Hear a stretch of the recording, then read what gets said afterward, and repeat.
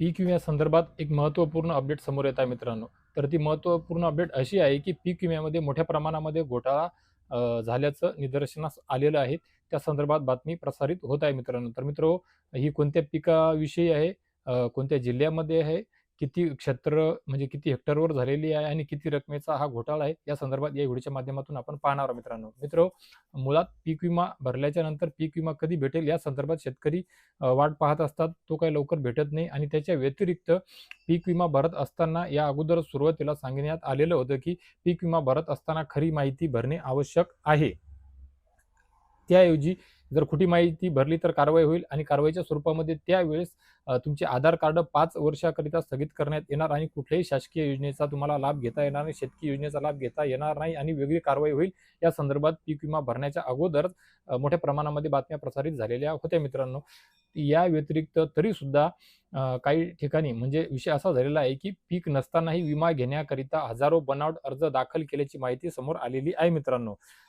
विषय असा झालेला आहे मित्रांनो, की मागच्या वर्षीपेक्षा या वर्षी दुपटीने अर्ज दाखल झाल्याच्या कारणास्तव कृषी विभागाकडून शंका व्यक्त करण्यात आली आणि त्यानंतर जेव्हा कृषी विभागाकडून सॅटेलाईटने पाहणी केली आणि ती पाहणी केल्याच्या नंतर ही बाब समोर येत आहे मित्रांनो, ज्यानुसार जवळपास 44,000 हेक्टरवर केळी या पिकाचं पीकच दिसून आलेलं नाहीये मित्रांनो. ज्यामध्ये मागच्या वर्षीपेक्षा यावर्षी जवळपास 27,000 अर्ज जास्त आढळून आलेले आहेत मित्रांनो. ज्याच्यामुळे जवळ-जवळ 37,43,000चा जो विमा हप्ता आहे, तो सुद्धा जप्त करण्यात आलेला आहे मित्रांनो. या कारवाईमुळे राज्याचे 123,53,53,00,000 रुपये तर केंद्राचे 93,58,00,000 रुपये वाचले असल्याचं समोर आलेलं आहे मित्रांनो. आणि एवढंच काय तर जिल्हाधिकाऱ्यांना सुद्धा कारवाईचे आदेश देण्यात आलेले आहे मित्रांनो. तर मित्रहो, जवळपास ह्या सॅटेलाईटद्वारे पाहणी केली असता जवळपास 96,000 पैकी 52,000 हेक्टरवरच लागवड आढळून आलेली आहे मित्रांनो. ज्यापैकी 44,000 हेक्टरवर ते पीकच आढळून आलेलं नाहीये मित्रांनो.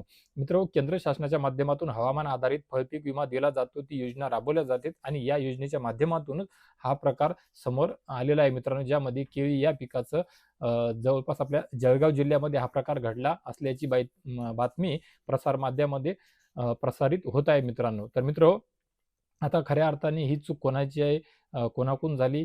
पीक विमा भरताना त्याची तसदी करण्यात आलेली नाही, की शहानिशा करण्यात आलेली नाही का? प्रॉपर कागदपत्र, प्रॉपर फोटो वगैरे, लॅटिट्यूड, लँगिट्यूड याच्या सहित घेण्यात आलेले नाही का? किंवा ते घेण्यात आले तर त्यामध्ये मिसमॅच झालेलं आहे का? या सर्व गोष्टीची शहानिशा पडताळणी आता इथून पुढे या प्रकारामध्ये होणार आहे आणि एवढंच काय तर सोबत इतर जिल्ह्यांमध्ये सुद्धा या फळपिकाकरिता किंवा इतर पिकांकरिता असे काही प्रकार घडलेले आहेत का?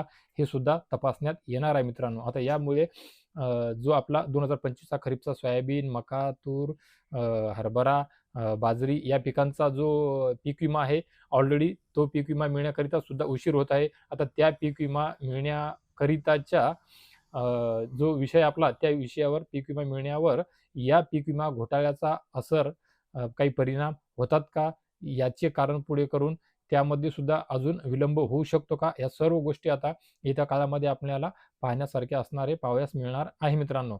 आशा करूया की हा जो आपला खरीप 2025चा जो पीक विमा आहे सोयाबीन आणि इतर पिकांचा उडीद, मूग, बाजरी, मका त्या पीक विम्याच्या म्हणजे शेतकऱ्यांना जो पीक विमा आता मिळणे बंधनकारक आहे, आवश्यक आहे आणि येत्या काही दिवसामध्ये जो मिळणार आहे, त्यावर या पीक विम्याचा कुठलाही परिणाम होऊ नये अशी आपण अपेक्षा, आशा बाळगूया आणि तो जो पीक विमा आहे ज्याची सर्व शेतकरी बांधव वाट पाहत आहेत, तो लवकरात लवकर मिळावा अशी सुद्धा एक आशा आपण करूया मित्रांनो. आता या पीक विमा घोटाळ्यामध्ये आणि याच्या व्यतिरिक्त इतर जिल्ह्यांमध्ये काय-काय होते याची अपडेट आपण नक्कीच घेत राहू आणि आपल्या सर्व शेतकरी बांधवांपर्यंत नक्कीच पोहोचवण्याचा प्रयत्न करत राहू मित्रांनो. तर शेतकरी मित्रहो, ही होती पीक विमा म्हणजे हवामान आधारित फळपीक विम्या संदर्भातल्या समोर आलेल्या 216 कोटीच्या घोटाळ्यासंदर्भातली महत्त्वपूर्ण अपडेट, महत्त्वपूर्ण बातमी जी आपणा सर्व शेतकरी बांधवांपर्यंत मी पोहोचवण्याचा प्रयत्न केलेला आहे मित्रांनो. तर मित्रहो, या व्यतिरिक्त सुद्धा काही महत्त्वपूर्ण अपडेट, महत्त्वपूर्ण माहिती तुमच्याकरिताची जी विश्वासार्ह माहिती सर्वात अगोदर मी आपणा सर्वांपर्यंत पोहोचवू शकेन शकेल याकरिता नक्कीच माझ्या चॅनलला सबस्क्राईब करून घ्या मित्रांनो, पेजला फॉलो करून घ्या, व्हिडिओला सुद्धा लाईक करून घ्या आणि बेल आयकॉनचे बटन दाबून घ्या, जेणेकरून तुमच्यापर्यंत मी वेळोवेळी सर्वात अगोदर विश्वासार्ह माहिती पोहोचवू शकेल मित्रांनो. तर मित्र, या व्हिडिओच्या माध्यमातून तुर्तास एवढेच. भेटूया एका नवीन व्हिडिओमध्ये तुमच्या आमच्या उपयोगी नवीन माहितीसह आणि अजून एका गोड बातमीसह. ही जी बातमी होती आता नक्कीच ही काही गोड बातमी नाहीये, परंतु तुमच्याकरिता ज्या एका गोड बातमीसह नक्कीच एका व्हिडिओच्या माध्यमातून परत एकदा भेटूया मित्रांनो. तोपर्यंत धन्यवाद.